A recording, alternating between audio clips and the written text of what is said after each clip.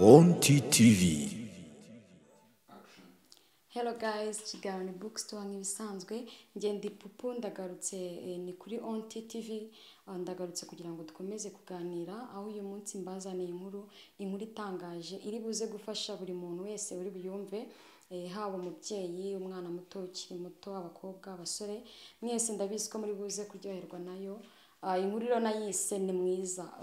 nubwo inkuru ari mwiza ariko uraza gusanga bigiye bitandukanye ukuntu niyo mpamvu ngushishikariza kugira ngo ukomeze kubana nanjye ukomeze kuntega amatwi kugira ngo wumve impamvu inkuru yiswe mwiza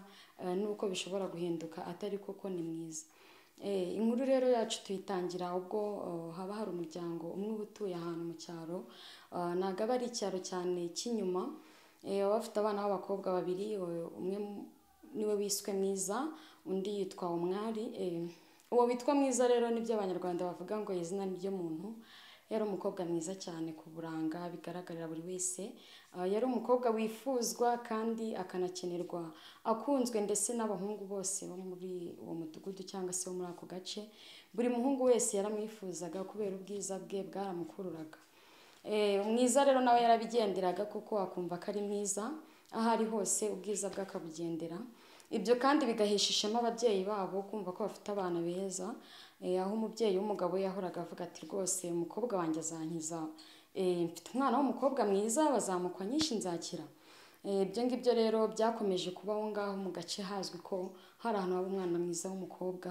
kandi ukunzwe wifuzwa na buri wese umunsi umwe rero hari igihe kimwe nk'ibisanzwe umwari we ubwo ndavuga murumuna wa mwiza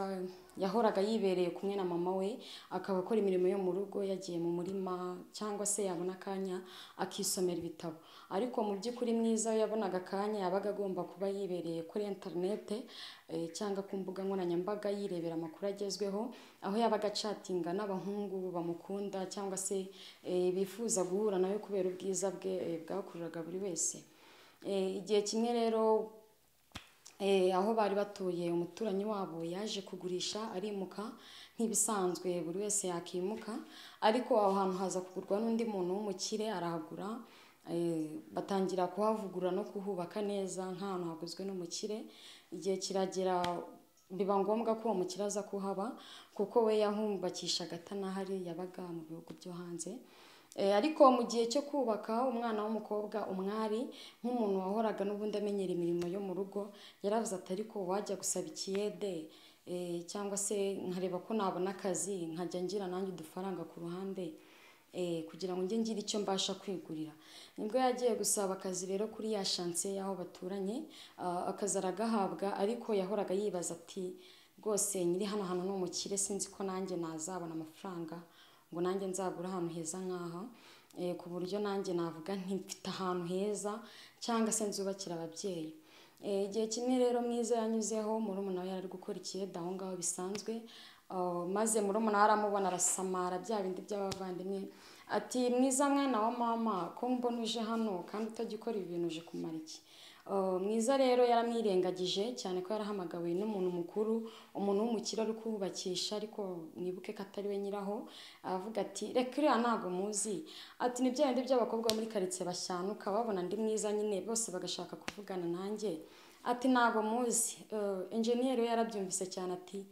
n'ubundi rwose ntago wavukana n'umwana ungana kuriya umwana usa kuriya si ubwo mwavukana mute mwiza rero yakomeje kwiyemera gutyo ati sinavukana n'umwana mubi kuriya umwari we biramubabaza gusa yikomereza akazi ke k'ubuyede yagakoraga neza akagakorana imbaraga ndetse akagakora afite courage igihe kimwe rero cyarageze ubwo nyiri aho hantu yagombaga kwimukira birangiye umwari yarahakoze igihe yarahakuye amafaranga atangiye kugira utwo acuruza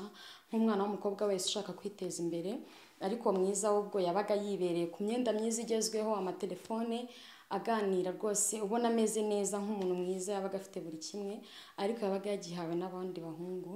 abahungu babaga bafite icyo bamukeneyeho umunsi umwe rero ubwo umuntu yahimukiraga yarahaje, hari mu gitondo umwana w'umukobwa yarabyutse afata isuka bisanzwe ajya guharura ku muharuro w'iwabo. Nyiri rwa rugo rero yarasohotse mu modoka yigendera muri cya gipangu aho ngaho bubatse, arasohoka ageze imbere abona umwana w'umukobwa akubura, ariko umwana w'umukobwa yarakubuye rwose, umwana arakubura ararenga. Ni bya bindi bavuga ngo umwana arirukanka bamushimye ko azi kwiruka maze akarenga iwabo. Nawe rero yarakubuye birangira ageze ku muharuro wo kwa umukire. Umukire asanga ari kumukubura ariko aramwitegereza ariko arikomereza, agenda abitekerezaho ariko ntiyabyitaho by'abakire. Igihe cyaje kugera rero umukire umunsi umwe yari muri siporo aratambuka yibereye muri siporo agendagenda areba, asanga umwana w'umukobwa yicariye ku irembo yifite igitabo arimo ameze nk'uri kwandika. Umukire ahita yibuka ko ajya amubona akubura kandi atajya akunda kumubona cyane. Nibwo rero yashatse kugira icyo yamubaza, aramuhamagara aramutsifura ati waza hano nkagira icyo nkubwira. Mwari rero yatinyaga abantu b'igitsina gabo, by'umwihariko yari umwana wibera mu rugo, ntiyari azi kuvugana n'abagabo, ntiyari azi kuvugana n'abasore, yagiye afite ubwoba bisanzwe. Umwari rero yagiye amusanga nk'ibisanzwe, maze umukire aramusuhuza. Umwari afite ubwoba bwinshi, yari afite amatsiko byo kumenya icyo umuntu w'umukire amuhamagariye, avuga ati se yagiye kumbwira iki, ibintu nk'ibyo urabyumva nawe. Niyo mpamvu rero ngira ngo mukomeze munkurikire maze tuze kumenya ngo ese umwari yabwiwe iki n'umukire, ese byarangiye bite, kugira ngo tuze gukomezanya iyi nkuru. Ndabashishikariza kugira ngo mukomeze kubana nanjye,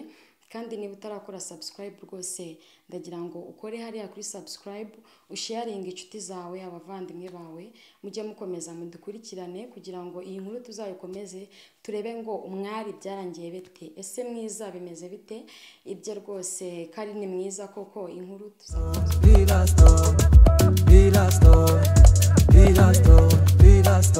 ONT TV.